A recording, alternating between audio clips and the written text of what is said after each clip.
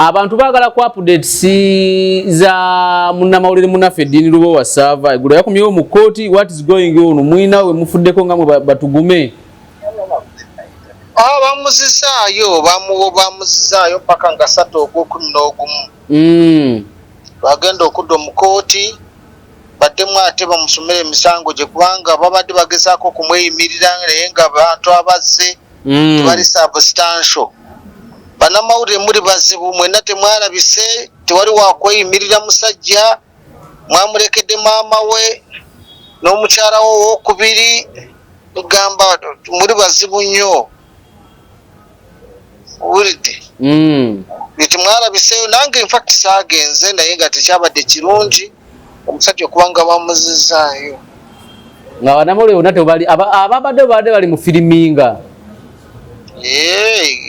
ate okufiriminga nibulamu abeeyimirira saabalabyeyo kubanga nalabye abagamba nti mufiriminge naye essaawa yonna namwe mugenda mujja kuyoolebwa era kituufu bajja bayoola ekyamukwasa kisobola kukwasa omulala kisobola okukwasa omulala. Lwaki fulatani tene y'amawulire teri united anti ekizibu ekiriwo bwavu nti kwegamba ola alaba atalina budde olwanira munne kubanga tannakyalina akola mmere ya leero kati ekyo nekireetera okubanga tetuli bumu tetwesobola tuli baavu tuli bannaku ate tetuli bumu tetulina unity teteriiwo so kati akomawo nga 3 naye musajja wato bw'omulaba yenna akoze bw'omulaba yenna embeera si nnungi for sure. Ate ono omusajja we gwe yali akola naye mulaba kati ali wandawula nze kankubuulire otyanga abantu omuntu obeera naye nga tali naawe kituufu essaawa yonna ngaakuvaamu osigala weka mbeera mbi nnyo naye Eddiini ze bwe namugambanga ng'alowooza nti nze muvuma nali si muvuma nali mubuulira ekituufu singa ebintu ebyo twabikwata mpolampola netubimalira wali we twakirowooza netwogera n'abasajja netubeetondera kyali kigenda kuggwa naye omutima amalala nga muganda wange onvumye naye nze nkubulira ekituufu kakati yawe watuuse ndowooza obiraba omuntu okusiba mpaka nga 3 aba akusibye ku kale wonna osinzira okubeera ng'otulaba nkwaniriza olunaku olwaleero nkubuuzako nti osibye otya afunye okusomozebwa nkusaasidde nnyo ofiiriddwe olwaziza n'okusomozebwa okulala sootuka ku buwanguzi nkuyozaayoza tulina ensonga 3 ensonga esooka ya Eddiini Lubowa Sava ensonga ey'okubiri ya Madagascar ensonga ey'okusatu ye Cameroon tugenda sooka wa Eddiini olunaku olw'eggulo yadde mu kooti Makindye maama we n'abantu abalala bazze okumweyimirira naye bamaliriza era bamuzizaayo bamusindise akomewo mu Novemba. Oluvannyuma lwa Eddiini Lubowa okukwatibwa nakubira Tugume in fact kansooke ngezeeko Tugume ono nakubira Tugume essimu ne twogera naye ku nsonga zino kubanga Tugume nali njogera naye yangamba nti tewali alina kweyibaala era n'Eddiini namulabye eggulo ng'ali mu kooti ng'agamba nti mufiriminge naye essaawa yonna nammwe basobola okubayoola. UCC ye muvunaana okusinziira ku Nnyumbi Tembo namulaba ng'agamba nti tetulina personal issues naye. Tugume wasuze bulungi? Ndi sebo muri mutya sebo? Tuli bulungi. Mujebale. Kale sebo. Mwangoba. Tugume tuli kumpewo kati? Abantu bagala ku updates za munnamawulire munaffe Eddiini Lubowa Sava eggulo yakomyewo mu kooti what is going on mwina we mufuddeko nga mwe batugume bamuzizaayo paka nga 3 Ogwokumi. Bagenda okudda mu kooti baddemu ate bamusomera emisango gye kubanga babadde bagezaako okumweyimirira naye nga bantu abazze tebali substantial. banamawulire muri bazibu mwena temwarabise tewali wakweyimirira musajja mwamulekedde maama we n'omukyala we owokubiri mugamba muri bazibu nnyo owulidde nti mwarabiseyo nange infact saagenze naye nga tekyabadde kirungi omusajja okubanga bamuzizaayo nga banamawulire bonna tebali ababadde bali mu firiminga ate okufiriminga nomulamu abeeyimirira saabalabyeyo kubanga nalabye abagamba nti mufiriminge naye saawa yonna namwe mugenda mujja kuyoolebwa era ekituufu bajja bayoola ekyamukwasa kisobola kukwasa omulala kisobola okukwasa omulala lwaki fulatani tene yamawulire teri united anti ekizibu ekiriwo obwavu nti kwegamba alaba atalina budde kulwanira munne kubanga tanakyalina akola mmere ya leero akola mmere ya leero kati ekyo nekireetera okubanga tetuli bumu tetwesobola tuli baavu tuli bannaku ate tetuli bumu tetulina unity teteriiwo so kati akomawo nga 3 kumonga 3 naye musajja wato bw'omulaba yenna akoze bw'omulaba yenna embeera si nnungi for sure ate ono omusajja we bwe yali akola naye mulaba kati ali wandawula nze kankubuulire otyanga abantu omuntu obeera naye nga tali naawe kituufu esaawa yonna ngaakuvaamu osigala weka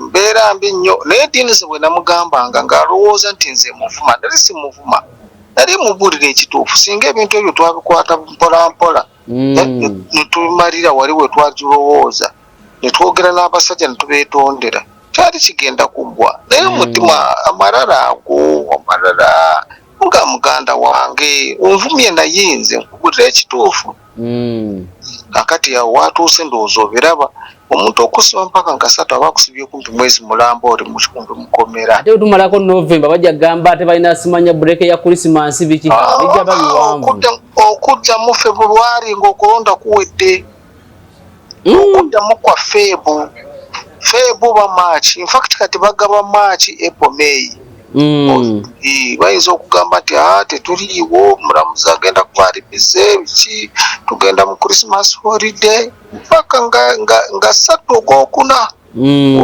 nakomawo ng'ali agundi Easter ate ensonga nga teziba nnyangu ezo abantu bw'obalese tebalina mmere tebalina ki obalekaawo kakati wodda kuki nkiraba kyenkugamba so embeera si nnungi muganda wange embeera si nnungi njagala mukimanye nti gye tukola byonna bikole ng'oli mwegendereza oli bwakugamba nti ebyotaddeyo bikyeyo oli bwagamba nti tuteese tukanye ekkiriza mutuule mukanye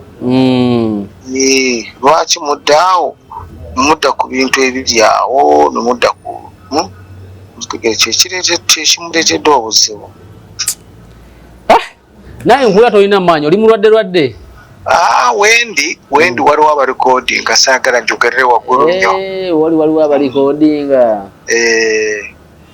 kale tugume tweyanziza ssebo kale sebo naye tumusabira mukama ajja mutaasa ekikulu famire ye tewali agala nakumanya oba famire yalidde oba teyalidde okitegeera bannamawulire bannange tetufaayo tuwali agala kumanya ebitongole byabagundi tebikyakola bino ebyabandi ebyabasempala ebyo bakiryamu kasita bakiryamu ne basuula eri bakiryamu kasita bamala okukiryamu ne sente eziyamba zakendeera ebirala ebisigadde biwujja bo bali mu byabo beefuula ba life president balugundo tebavaako temukyali makulu kitegeera bonna ebibiina babitunda mu gavumenti kasita babitunda eri gye bajja ssente gye bakola ki kwegamba bannange kale tukume tweyanziza ssebo kale sebo ne yanzanya sebo kale sebo kale oyo ye Gideon Tugume gwe nasooka okwogera naye nga bakasooka okukwata sava enkwata gye bamukwatamu bwe yali anyumiza emboozi yali yakumenya ofiisi bamenya ofiisi ne bagiyingira ne bamukwata bwe yabadde mu kooti akantu ako kankutteko nnyo kanti mu firiminge naye buli omu essaawa yejja ekituufu kyeyayogedde kyekyo kyeyayogedde kyekyali ekituufu bw'omukutunuulirayo ng'omuntu si munnamawulire agayibwa mu Uganda era abasinga bamumanyi abamu bamanyidde ku layini kuno abalala bamumanyidde ku mainstream olw'emirimu gye gyakola kati ng'oyo ekisooka amanyiddwa alina erinnya lye naye n'enjula gye bamuyolamu yali yakumenya bumenya wabula tugendagendako mu ssemateeka wa Uganda enjala tugendeko mu ssemateeka wa Uganda wa 95 omuli ennyingo oba article ekkiriza oli okwegazanyiza mu byayogera naye owegazanyiza mu byayogera nga tolinyirira ddembe lya mulala lyonna bw'oba ogiyina ogenda ku bikula 29 article 29 akatundu akasooka n'akokubiri article 28 rights to a fair hearing okay article 29 ketuba tulaga article 29 protection of freedom article 29 akatundu akasooka every person shall have the right to freedom of article 29 akasooka subsection 1 oba a freedom of speech and expression which shall include the freedom of press and the other media freedom of thought okay kati ndowooza eno yesookera ddala kati bwe tuva mu kasooka kuba bagambye freedom of speech and expression which shall include freedom of press and the other media and the other media babategeeza social media zino because abakola constitution si ya Uganda yokola ssemateeka w'ensi ez'enjawulo balina bye balaba mu maaso nti bijja kujja kati bwe babiraba balina bye bateekawo balaba nti ssemateeka w'eggwanga ajja kukwatibwako naye tuteekemu kuziyiza ki okukwata ku ssemateeka nti omama kukwata ku ssemateeka mugende mu kalulu ka bonna ako kikabanga akawugiro yabanga ssengenga ateereddwawo kakati kitegeeza nti okkirizibwa okwegazanyiza mu byoyogera kitegeeza omulimu gw'amawulire guva mu article 29 katugendagenda mu tebibuze tugendagenda mu article 2 tugendagenda ndowooza mu article 2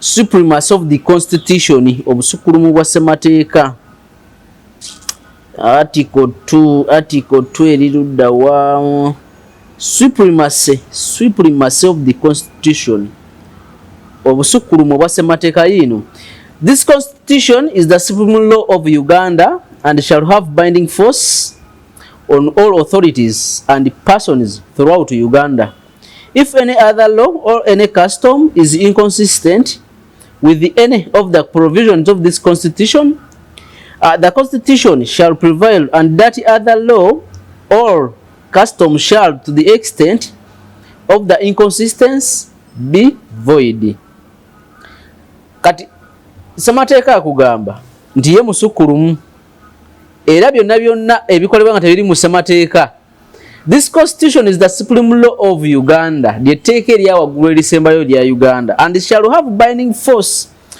on all authorities and persons throughout Uganda ku buyinza bwonna n'abantu bonna abali mu Uganda if any other law or any custom is inconsistent with any of the provisions mu provisions zonna ziri mu ssemateeka wa Uganda of this constitution the constitution shall prevail and that other law etteeka eryo eddala eritali mu ssemateeka katugambe lyefuula etteeka naye nga teriri mu ssemateeka or custom shall to the extent of the inconsistency be void terijja kukkirizibwa kati oli bwakola omulimu ng'asinziira mu ssemateeka bwe nojja n'omukuba nga w'obiraba abapoliisi ab'amagye bakuba etteeka teribeerawo. Ow'amawulire asooka okukola amawulire ekyo nakyogerako ne luli eri singa abeera tayingiridde ddembe lya mulala nti osooka okukola amawulire g'owa bizinesi kubanga buli wamu osobola oyingirira eddembe osobola okuba nga okola bizinesi naye n'okola sitoole nga erina bizinesi gyekuba kitegeeza olinyiridde eddembe ly'oli. Dini Lubowa kyeyayogeddeko mu kooti nti mwe mufiriminge nange nga bwe bankutte namwe basobola bakwata ekyo kisoboka. Kiringa bw'ogamba nti nga luli Obote yajjawo yali Obote yajjawo obwakabaka bwa Buganda bwakuba obwakabaka bwa Buganda kitegeeza nti obwakabaka obukulembeze bwonna bwonna bwonna babuvaawo just miya kukuba buno.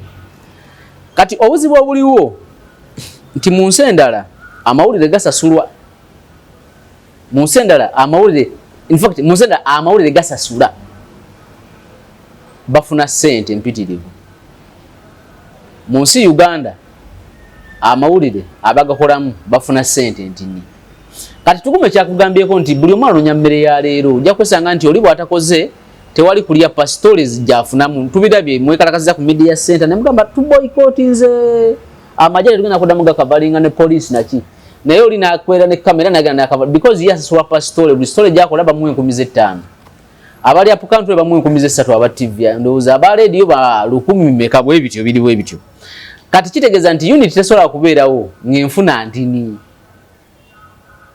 Enfuna bwebere ntini buli omu ye surviving anti kyobulaba ne wano ne bwobiraba bino Besigye nagaba naye omusolo gususe twekalakaze ayita kubayo kya kasooli kubayo kya gonja kuba botiki nga bakuba ku ngoye kuzifulumya because bo batakola tebagenda kufuna ssente. So ensonga ya Dini Lubowa sava ensonga nkulu kye kisooka nalabye Nyombi Tembo ng'agamba nti ensonga teri personal ku ye ne Nyombi Tembo naye it is not personal nti ensonga eri ku ebyo ebiriwo.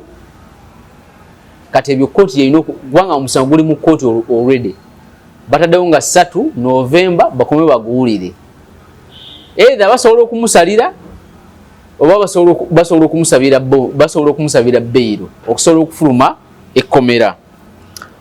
Kati bano be yali akola nabo wabula simanyi bo bali luddawa kuba yalina ttiimu y'abantu nga 10 n'okusoba naye kye tulina okukola kimu kya kumusabira kyokka.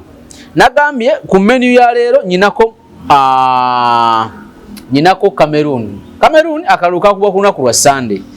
Akakiiko k'ebyokulonda aka Cameroon kalina okulangirira omuwanguzi mu nnaku 15 zokka oluvannyuma lw'okukuba akalulu.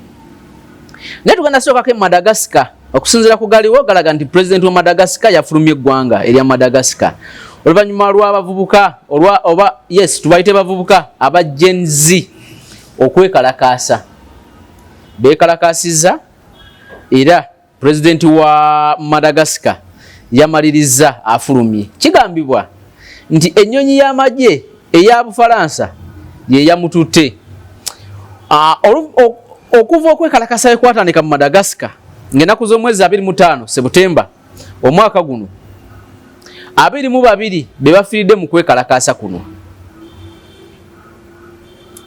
President wa Madagascar André Rajoelina yafulumye eggwanga lya Madagascar ng'akozesa ennyonyi eya Bufalansa ey'amagye era naye yennyini n'ategeeza we yabadde ku Facebook live nti ayinako walaze awali safe okwekukuma oluvannyuma ajja kuvaayo ng'embeera ndowooza ekkakkanye. Naye agali Madagascar galaga nti bannamagye b'amagye ga Madagascar beefulidde president we Madagascar era bennyini bamuwaliriza ne bamugamba olw'okutereza embeera mu ggwanga lya Madagascar tubadde tukusaba ofulume mu ggwanga lino lya Madagascar. Mbadde ndaba omu ku bavubuka abakulembeddemu okwegugunga kuno ng'agamba nti oluvannyuma lw'embeera okudda mu bwe nadda mu nteeko Madagascar erina okuteekateeka akalulu era akalulu ako ketabemu abantu bonna mu mazima n'obwenkanya. oluvanyuma lw'akalulu ako Madagascar eronda omuntu gwe yeetaaga kubanga okusinziira kwekalakasa okwabaddewo kulaga nti president abadde abantu ba bulijjo tebakyamwagala. Abantu batuuse n'okugadaringa ku tugite nga City Square mu kibuga kya Madagascar kumpi abantu 3,000 nga bagamba nti president we Madagascar olina okubeera nga otwabulira. Mu myaka gye 16 gyafuze eggwanga lino oba gyabadde mu buyinza, akabinja k'abavubuka ka Gen Z kalaga nti bingi ebimulemye: ebbula ly'emirimu, emirimu okuweebwa abantu ab'olubatu, ensi okunaabuka mu bya ssente, abasomye okukola emirimu nga oli asomye n'amaliriza nga asindika kigaali naye nga talina kufiibwako eri gavumenti. Ti mu myaka 16 ye abaddewo nga yeerira bicepere, ali awo mu gavumenti yeeyagala bweyagazi. So bano basazeewo okumunaabira mu maaso ne bamufuumuula. Kakati Bufalansa erina okukola statement kubanga kigambibwa nti ennyonyi y'amagye yamututte. Bakulembeze bangi abazze bafuluma. Benali yafuluma era ye lwakuba yafulumira mu nnyonyi ya Tunisia. N'abakulembeze abalala nga bazze bafuluma mu bintu by'okwekalakaasa. Kuba Benali agenda okufuluma, Muhammad Bouazizi yeeyo kyabweyo ky'omuvubuka ayali tamanyiddwa wadde n'okumanyibwa. Naye olwaleero ekibumbe kye kiri munda mu kibuga Tunisia, ekibuga ekya Tunisia ekikulu. Kakati okwekalakaasa kuno okw'amawanga ndowooza Kenya lwakuba abo gavumenti balemererwa gisuula naye bye basaba byatuukirizibwa. Ruto yatuuka n'ayiwa ne gavumenti n'ayiwa baminisita kumpi 13 n'alekawo minisita omu yekka. Kati oluvannyuma lw'ekyo abavubuka bano ab'e Kenya bo balaga nti gavumenti ya Ruto kubanga bo abasinga tebeekalakasa kutwala buyinza, beekalakasa okutereza ensi nti singa president gwe beekalakasiza avaamu ng'owa Madagascar we yafulumye, ani omulala asobola okudda mu buyinza? Bo obudde obusinga si beebeerolamu ne president, bo basupportinga ne bagamba nti gundi gwe abajja adde mu buyinza. So Madagascar president ate kati ndaba story mu dakiika nti nnyo. Madagascar president dissolves the parliament to block impeachment. Okay. Kati ebyo byonna weebiri parliament erina obuyinza obw'impeachinga president mu buli nsi ne mu Uganda, naye influence ya president nkulu nnyo ku impeachment. South Korea wakiraba, mu America wakiraba ku Trump, tubirabyeko, but olina influence kyobolaba abantu abamanyi ebyobufuzi. Omuntu omu nga yakikira ekitundu kimu bamwetaaga nnyo. So kakati President Andry Rajoelina dissolves the parliament ahead of impeachment etegekeddwa. Tekinaba kukakasibwa bulungi wawaali dinegulire ndijja ku mukuto gwa BBC efulumizza eggulire no mu dakiika 7 eziyise okuva wenjogerera bino ku lunaku luno olwokubiri. Tekinaba kutegerekeka bulungi wawaali, naye ku Monday evening yakoze live broadcast ku mukuto gwa Facebook ng'agamba nti ali mu kifo ekiri safe. Bino bizze oluvannyuma lw'okwekalakaasa weeks eziyise emabega akabinja ka Gen Z oba Generation Z akekumamu ogutaaka. Senior Army General agamba nti security forces zikola buli kisoboka okumaintaininga order mu nsi ya Madagascar. A powerful army unit through its weight behind the protesters weakening okusobola okubeera nga babamalamu amaanyi. Madagascar president agamba nti parliament agidissolvinze naye bino abyogera bwogezi tanaba kulabikako, tebanabamanya wawaali. Sources ezisooka zigamba ennyonyi y'amagye eya Bufalansa ye yamujje mu ggwanga lya Madagascar n'emutwala. Sources endala zigamba ayina waali mu kifo ekiri safe ekitanabamanyikwa bulungi.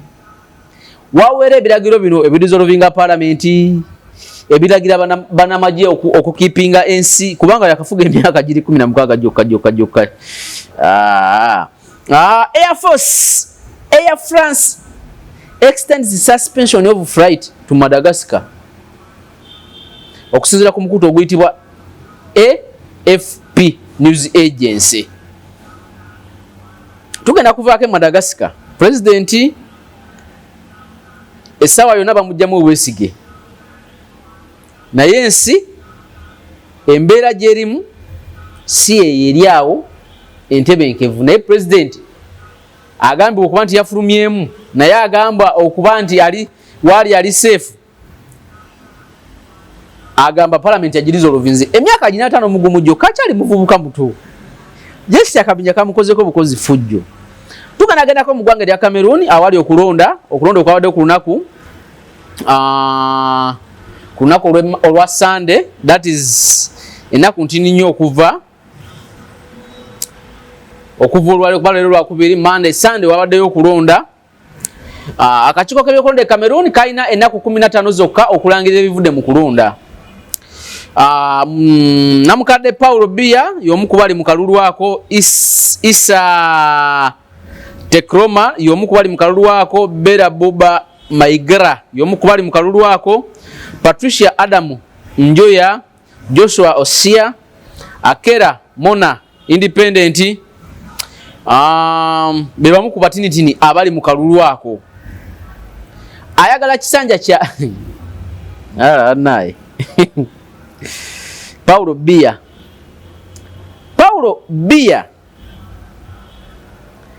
naye tujidde wano nga ali ku dolwa government agamba kalwa yakawangudde naye akakiiko kalina enaku 15. Provisional presidential election 7 October 2018 yawa obuwanguzi Paulo Biya afuze Cameroon okuva mu 1982. Afuze Cameroon okuva mu 1982. Uganda nga yakagenda mu lutalo lwa 8 nga yakatambulako emyaka 2. Kati Biya nakwata obuyinza 28 25 2018 2025. System gye balimu eyitibwa first past the post voting gye tulimu ne wana eno. First past the post voting asinzeeko obululu yawangula. System eyo erine mu ggwanga erya Bungereza oba UK mu nkola ey'ababaka ba palamenti nti ku babaka ba palamenti bw'ofuna obululu 2025 onafuna obululu 2024 mwana mumwe mu 2049 ono webita 2025 awangula.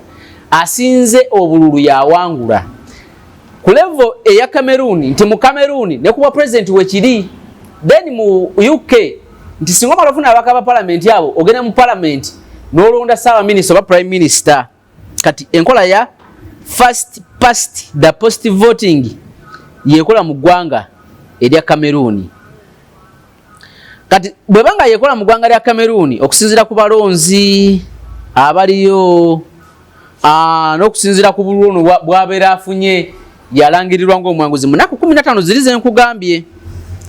Abantu 83 be bajjayo obwagazi nga bw'ogamba nti wana abantu 10 be bajjayo obwagazi. Okujjayo obwagazi tekitegeeza nti oli ku ballot paper nga bw'olaba Bakatumba Oye ba Muhammad Nsereko baani eno baali 83 baavaayo okumuvuganya. Ku bo kwaliko 7 baali bakyala.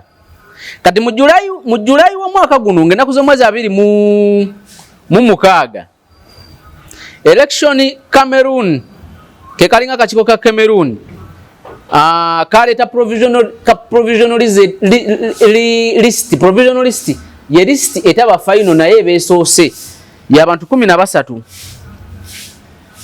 Oluvannyuma nga kuliko abakyala batini n'abaami batini 1 2 3 4 5 6 7. Oluvannyuma kaapruvinga abantu 7 okwesimba ku Paulo Biya. Paulo Biya alina emyaka 92 egy'obukulu era ye president w'eggwanga lya Cameroon. Akulira ekibiina ekiyitibwa Cameroon People's Democratic Movement. Mu Juni wa 2025 municipal councils, tawuni n'ebirala balonda. Akakiiko akavunanyizibwa kenkugamya akavunanyizibwa ku kalulu mu ggwanga lya Cameroon kalangirira ennaku 15 oluvannyuma lw'okukuba akalulu kaliwo ku lunaku olw'Essande. Abali mu kalulu kano omusanvu abavuganya Paulo Biya buli omu agamba amusobola kubanga ekisooka ne Hassan Suuga ono yagambako nti y'omu ku basajja abatabeerabeera mu nsi ye bw'amala okulondebwa ng'agenda atandika okukebejjebwa because mulwadde nnyo. Si mulwadde nnyo naye mukadde emyaka 62 alina ebirwadde ebimubala embiriizi. Kati amuvuganye nnyo era agamba nti alayika obuwanguzi abuyina bamuyita Yisa Tekroma. Emyaka 75 egy'obukulu yaliko leero yinginiya candidate wa Front for the National Salvation of Cameroon. Yali mukwano nnyo gwa Paulo Biya era n'asavingako mu ministries ez'enjawulo mu gavumenti ya Biya okuva between 92 ne 2025 abadde mu gavumenti naye yagenza okulaba nga Biya si ye mutuufu okwongerayo eggwanga erya Cameroon. Yoyo gwe nkugambye tujjidde wano ng'agamba nti akalulu nandibanga nakamaze dda naye ng'akakiiko ak'ebyokulonda kalina oleeta ebyenkomeredde oluvannyuma lw'ennaku 15 kaweewe ennaku zaako 15 ne keekebejja buli kimu oluvannyuma lw'okulangirira pulezidenti abatamatidde mu kalulu k'e Cameroon asobola okugenda n'ajulira mu kkooti oba n'awaaba omusango.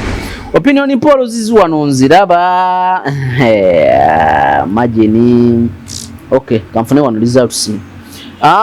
Despite the official results not being released yet, ono Yisa gwe nkugambye Tekroma Bakre declared himself the winner of the election in the speech on the social media post nga 14 October lero mmeka era lero nga 14 October and called on presidential Biya to concede the defeat. Okuvayo agambe bannange omusajja ansinze naye akakiiko k'ebyokulonda aka Cameroon ke kalina okuwa ebyenkomeredde ebiba bivudde mu kalulu.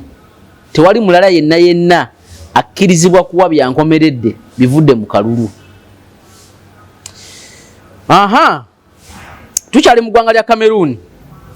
Paulo Biya ayagala kisanja kirala okuva mu 82 yafuga eggwanga lino erya Cameroon okutuuka olunaku olwaleero nga n'abasinga bagamba yandibanga si yalifuga waliwo abalala abalifuga. Yakugamba nti yeetaaga buwagizi bwa banna Cameroon naye amuvuganya olwedde amaze okwerangirira agamba nti nze nandibanga akalulu nakawuuse dda buva.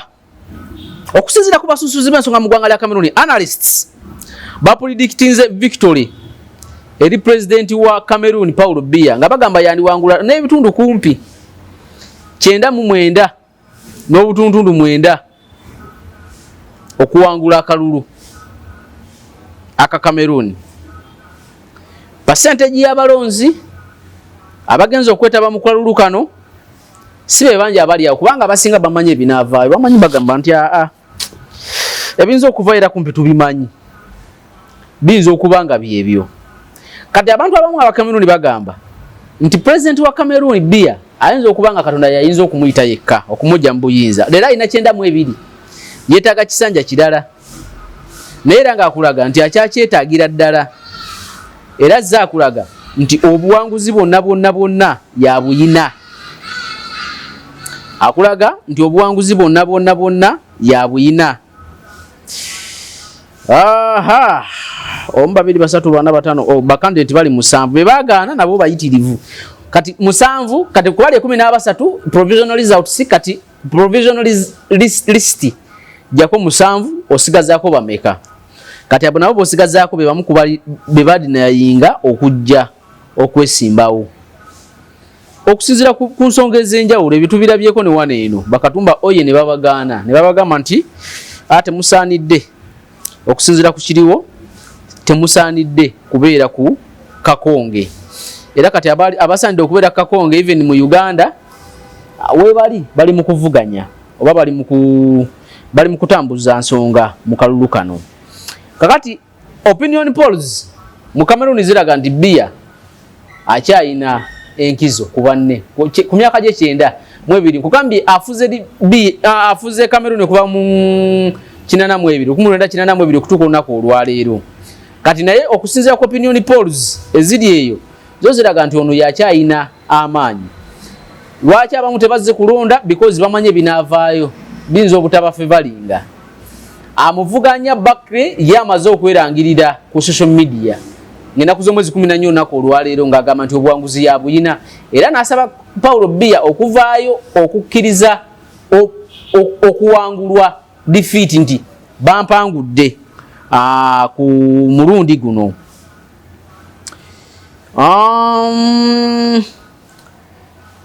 Twamaze okulaba system yaabwe mwe bayita okulondebwa eya system electoral system eya first past the post voting asinze obululu obungi yawangula. Tekuli nti oba proportional representation okusinzira ku babaka bofunye wano tugenda okusinzira ku bululu tugenda kugabanyamu tufuna babaka. Bofuna obululu emitwalo 2 onafuna obululu emitwalo 2 oba mumeka namusinga wadde akusinze ko obululu 5 aba muwanguzi. Kati akakiiko kayina kulangira mu 15 days from now from Sunday okuba kunaku lwe Sunday. Bwe kamaliriza okulangirira oli anaba takanyiza n'ebyo ebivuddemu asobola okugenda mu kooti n'abiwakanya. Naye era ndowooza tewali bijja kukyuka by'amaanyi. Paulo Biya ayinza okuvaayo era nga ye muwanguzi. Ayinza okuvaayo nga ye muwanguzi. Abamu kuba muvuganya abadde minisita okuva mu 1992 okutuuka 2025 ministries ez'enjawulo. Naye agenza okulaba nga naye enkola gyakozeemu emirimu si ye eri awe nnambulukufu n'asalawo okujja okumuvuganya. Kakati Cameroon ensonga eziriyo zeezo tujja kulaba akakiiko k'ebyokulonda ka Cameroon we kanaalangirira akalulu kano n'ebinaba bivuddeyo byonna. Nkugambye kiri e Madagascar. In fact tubale twakajja Madagascar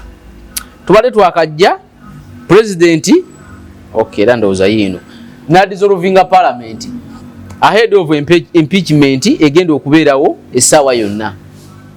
Naye wayogerera abamu abasinga sosa ziziraga okusinza ku mukuto gwa AFP gulaga nti enyonya y'amagye ya Faransa yamufulumizza.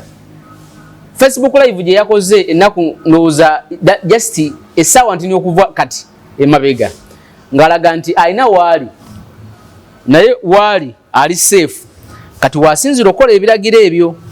Then amagye gogalaga nti gakola butaweera butassa mukono butassa mwoyo okusobola okukomyawo eddembe ne order mu ggwanga erya Madagascar. Ggwanga lya Madagascar nsi esangibwa ku kizinga ogisobola ogiyita island country mu Indian Ocean. Nsi ya Africa agamu ku mawanga agagiriraanye okuna 4th largest island country naye ensi yakubiri ku largest island country era yensi eyana mu 6 mu nsi ezisinga obunene. Kati Madagascar esangibwa mu Africa.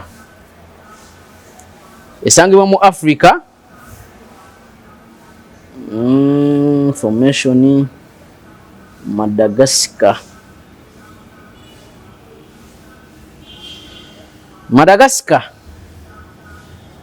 kubanga abantu tuyinza okubanga tubadde kituufu tubadde tetugimanyi. Republic of Madagascar erinnya lyayo werigwayo.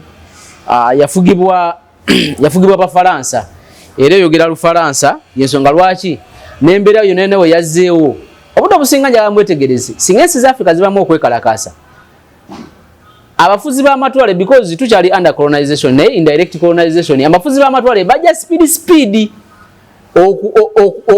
okusobola okutaasa embeera nti president wa Madagascar era Bufalansa ye yamujjeewo ye yafunye weemutwala uye waagamba waali nga wali safe ye yafunye weemutwala bwe Bungereza yakufuga erwana okulaba nti esobola okutaasa embeera singa katugamba oli nsinga oli under colonization Bungereza nga bolaba amawanga gali ne Uganda yali colonized by Bungereza bwe banga kati Bufalansa yafuga western ensi ziri mu West Africa ezisinga bwe banga nsi ina gwe yafuga yonna ebeerawo mu mbeera yonna kati ensonga lwaki era ojja kulaba nga ne president je yekukumi wa Madagascar nga Bufalansa ekinamu omukono inako weeri nga ye muwuliriza eyogerezeganya naye okusinzira kukolagana ebaddewo wakati wo naye wadde ya colonizing naye osobola okujja ne weefula omuzibu nga omusajja ono wa nsi ki munnamagye omuto ono ali ewali Sankara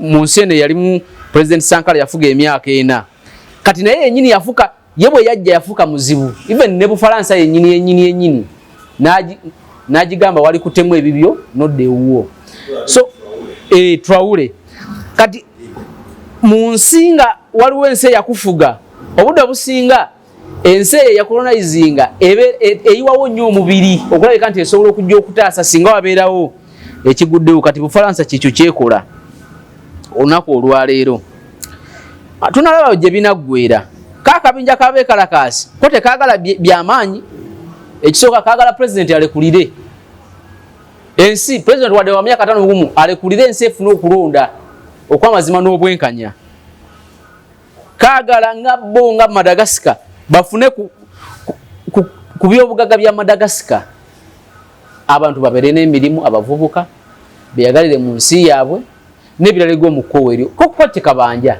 kajenzi kati ate ko tekainaawo bakulembeze bajja kujja mu kwekalakaasa twabirabako mu ggwanga lya Sri Lanka okwekalakaasa okwaliwo mu Sri Lanka ndowooza 2022 nga aggwako abantu bekalakasa ne batuuka ne mu State House naye bagenda okumaliriza nga tebalinawo president kati kyo kyabazibwalya kubanga bo emu yaabwe yali kubanga obudde obusinga obubinja bw'abeekalakasibwa bwakuyiwa gavumenti tuyiwe gavumenti tugiteeke ku ttaka bwe tumala okuyiwa gavumenti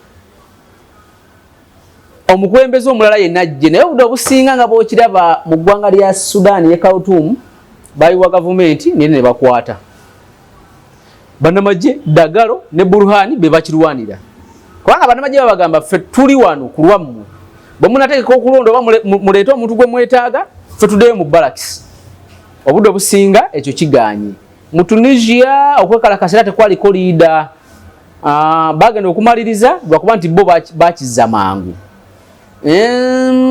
okwekalakasa okubadde nga tekulina liida obudde obusinga kirwawo okudda bannamagye be bakwata obuyinza ne bagamba tujja kubuta tuddeyo mu barracks oluvannyuma lwammwe okusala waani agenda okubakulembera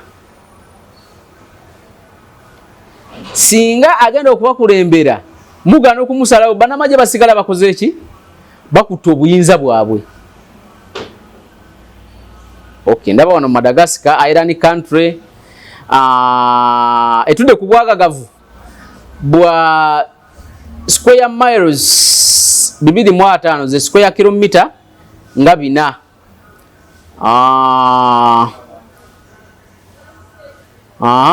Mozambique Madagascar kati iyo Madagascar ensi ya kizinga kansoka ndabe wano population ya Madagascar ndabe population yayo abantu bameka abawangalira mu ggwanga lya Madagascar abasobodde n'okusitula enkundi okwekalakasa okusula gavumenti eya Madagascar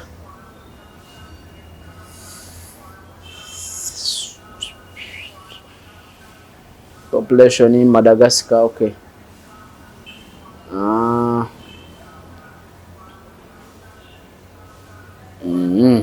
independence Madagascar. Njagala kufuna wano population yayo. Abantu bali bameka. Protestant, Protestant, biki. Okay, tuli mukumaliriza. Bufaransa yagikolonizinga 16 Oktoba 16 Agasti 1869 nefuka republic proclaimed 14 Oktoba 1959 yafuna independence 26 June 1960 okay, square miles nzogeddeko population yayo estimated 224 aziri milioni 3 n'emitwalo 9,614,956 abantu si batini abo. GDP income per capita abantu si batini aba Madagascar. So okwekalakasa kweko parliament dissolvingidwa musawa emu enjogerera bino emabega amaje gasalawo kuzza embeera mu nteeko okugamba nti President Andre Lajorina musajja munnabyanfuna yayingira mu office mu 2009 olwalira abasajja bamufuukidde ekizibu. Ndowooza kyekyo leero twatandikidde ku dini Lubowa Sava ne tugenda ku Cameroon, Madagascar tugimaliriza, tugenda ku Madagascar, Cameroon, tusembayira ne Madagascar. Tugenda koma wano leero tutandikira awo olunaku olulala. Akuume atakumira mpiira wangaale nnyo. Sawa Sajja Kabaka.